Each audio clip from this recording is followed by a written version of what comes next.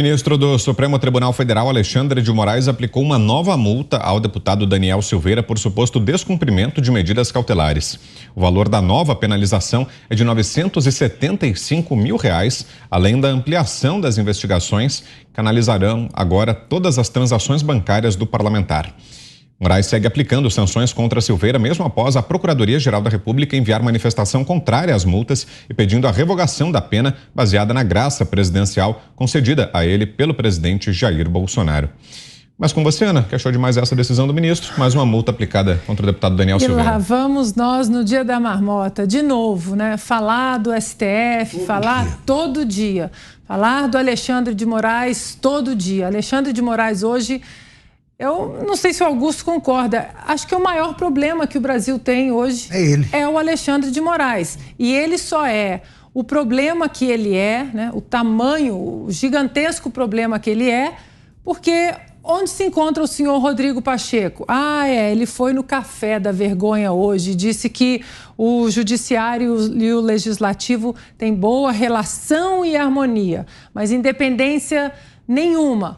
Hoje nós só vivemos esse cenário bizarro dentro fora das quatro linhas, para usar aí o que o presidente fala, com desrespeito quase que diário do Alexandre de Moraes à nossa Constituição, porque Rodrigo Pacheco não faz o que ele tem que fazer como presidente do Senado, colocar um processo de impeachment, que já existem processos estruturados e concretos para entrarem no plenário do Senado, para que eles sejam apreciados pelos senadores.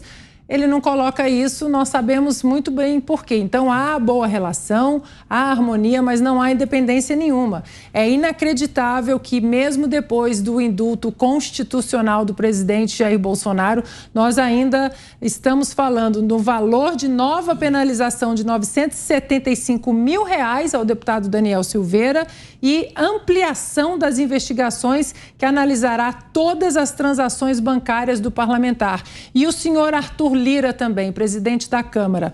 Onde o senhor está?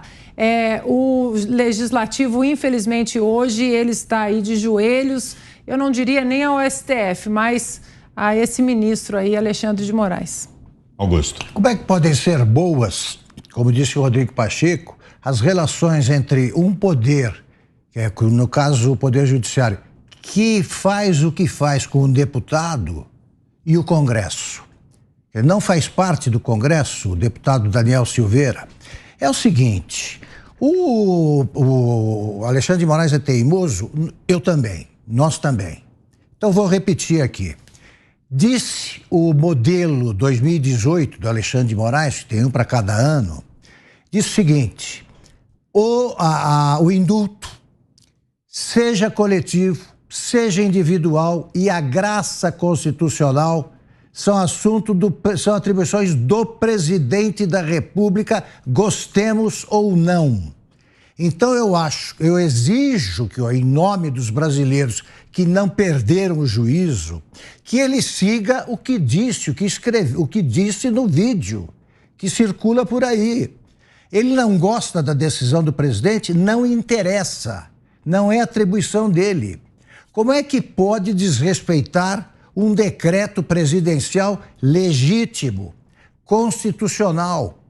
Os crimes acabaram naquele momento, qualquer tipo de culpa acabou no momento da publicação do decreto.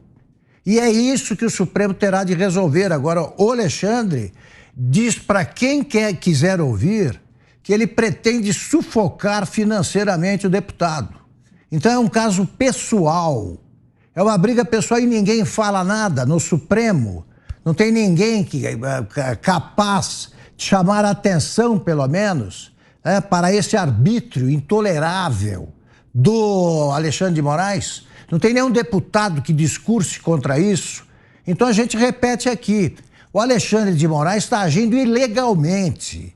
Deveria ser punido pelo Supremo, que faz esse silêncio porque escalou para bancar o Rottweiler lá do Senado, do Supremo, e traduz a vontade dos outros que querem brincar de bonzinhos e ter esse tipo de café da manhã, que é o da vergonha mesmo.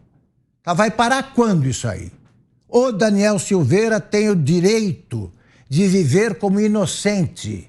Ele foi beneficiado pela graça constitucional. E o Alexandre de Moraes não tem o direito de rasgar a Constituição na cara da gente. Você, Fiuza, 2 minutos e meio. O Alexandre de Moraes está dizendo que para ele a lei não vale. É isso que ele está dizendo. Nessa circunstância, com esse presidente, com esse réu, ele está dizendo, para mim não vale. Então, ele é a lei, ele passa a ser a lei. Essa é a pergunta que a gente tem que fazer a todo o Poder Judiciário brasileiro. Do Senado a gente já desistiu, porque o Senado está lá no café da manhã, amistoso, com o Luiz Fux. Então, a gente faz a pergunta ao Judiciário brasileiro, aos juízes, aos desembargadores e, especialmente, como já mencionou Augusto Nunes, aos ministros do Supremo Tribunal Federal. O Cássio Nunes votou contra no processo, o André Mendonça votou meio contra, meio a favor. E agora? E agora acabou? Então, tem um integrante da máxima corte dizendo, para mim essa graça não vale. Para mim, esse instrumento legal constitucional, eu quero que ele não tenha valor. Eu quero que ele não tenha validade. Eu estou decidindo isso.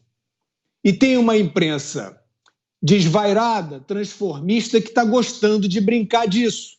Está gostando de incitar esse jogo aí. É o anti-bolsonarismo. O bolsonarismo vai passar. E todos os que foram cúmplices de atos aí, indefensáveis e até inconfessáveis, contra supostamente o anti-bolsonarismo, vão estar expostos. Vão estar expostos. Os atos vão estar todos aí. Isso não será apagado. Então, eu acho, Vitor, para concluir, que como o Senado está no café da manhã, né, com o Fux, o Senado está de férias em relação à sua atribuição constitucional de revisor do Supremo Tribunal Federal, o Senado brasileiro está de férias. Então, a gente tem que esperar do Judiciário e a gente tem que esperar dos ministros da máxima corte.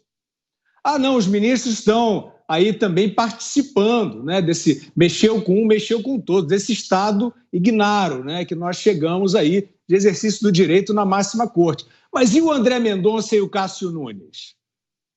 Não, eles já votaram? Não interessa, já votaram. O problema continua, a provocação continua, a exorbitância continua. Tem o ministro dizendo que a lei é ele. E aí? Isso é no dia a dia. Se a gente fala todo dia no Pingos nos Is, por que eles não podem falar todo dia no Supremo Tribunal Federal, no plenário ou na live, como quer que seja? Eles estão lá, eles foram indicados, eles assumiram. Eles têm que comprar essas brigas se eles acham que isso é uma briga a comprar. Ou então eles dizem, não, tá ótimo, Alexandre de Moraes é a lei, a gente não tem nada para falar. Se não é isso, eles têm que se manifestar. É chato e desconfortável? Tudo bem, mas são vocês que estão aí, não sou eu, não somos nós. Nenhum de nós foi indicado para o Supremo, foram vocês. Então, se o Supremo Tribunal Federal tem condutas que eminentes juristas acham que não estão pertinentes, não estão corretas, estes novos ministros têm que se manifestar ostensivamente, dentro da civilidade, dentro do direito, dentro das regras que eles já mostraram que têm, mas eles têm que se opor. Eles estão nessa corte. Se eles não se manifestam, se eles não saem do seu silêncio, fica parecendo que eles concordam. Então vai a pergunta humilde, modesta de quem não é ninguém. Senhor André Mendonça, senhor Cássio Nunes Marques, eminentes ministros do Supremo, os senhores concordam com esta conduta do ministro Alexandre de Moraes, que ignora uma graça presidencial concedida e que faz o que bem entende com esse processo? Fica a modesta pergunta para os senhores. Para fecharmos, Olha, o plenário do Supremo Tribunal Federal já se posicionou e confirmou a prisão e as multas anteriores ao deputado Daniel Silveira, o plenário. Então já não é mais só com o ministro Alexandre de Moraes. Mas tem essa, que o Fiuza falou, a grande novidade.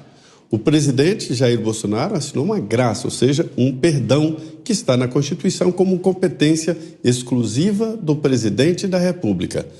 Não há como fugir. Nem o ministro, nem o plenário podem fugir dessa realidade. E agora veio se somar a esta realidade o Ministério Público Federal. Portanto, a graça está mesmo garantindo. Qual a vigência da graça? É do momento da publicação no Diário Oficial. A partir daí, a graça deixaria de existir se houvesse uma decisão judicial contra. Não houve. Isso não foi analisado nem por um ministro e nem pelo Supremo Tribunal Federal. Então, assim, tá estranho. Existem penas acessórias à condenação, a 8 anos e 9 meses de prisão. Veja bem, nem se alguém matar, o homicídio é pouco menos de 8 anos de prisão. Então, assim, é uma pena duríssima, né, que foi perdoada pelo presidente Jair Bolsonaro, não há nada contra, portanto está em vigência, e ele continua sendo multado, e é uma multa pesada, vai chegar, o cálculo é de 1,5 milhão rapidinho, né, de reais, está correndo. Então é impagável essa multa. O que vai acontecer é o seguinte: num determinado momento, o Supremo vai ter que se reunir e vai ter que julgar e aí ou decretar uma nova punição. Se houver nova punição de restrição de direitos, a Câmara tem que se posicionar. E é aí que eu acho que mora a omissão. A Câmara dos Deputados está perigosamente omissa no momento em que o Congresso deveria se dar a altivez de ser parlamentares e barrar uma situação assim. Repito, é o Congresso Nacional que tem que tomar essa decisão. Eu vejo como discutir. A graça não há como discutir. Ela está valendo. Não houve nenhuma decisão contrária. Ninguém foi lá na justiça para o juiz ou para ministro decidir contrário. Então, ela está valendo, né? Então, não pode ter os acessórios. Quais são essas multas e inelegibilidade? Os bastidores aqui dizem o seguinte: vão perdoar as multas e colocar a inelegibilidade no deputado Daniel Silveira. Mesmo assim, eu acho que não deve acontecer. Mas, repito, o Congresso está devendo nessa.